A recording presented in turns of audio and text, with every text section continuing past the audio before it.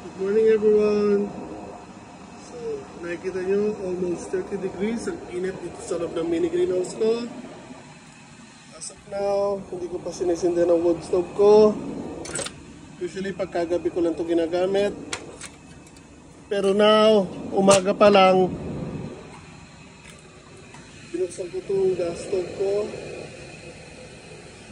Kasi makita nyo, basa yung mga halaman ko.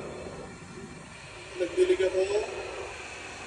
And tulad ng mga sinabi ko sa past videos ko, kahit umaga, bago kayo magdilig ng mga halaman, make sure na mainit or warm ang temperature sa loob ng mini greenhouse nyo or sa loob ng bahay nyo.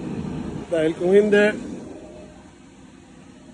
mamamatay ang mga halaman nyo sa loob ng mini greenhouse.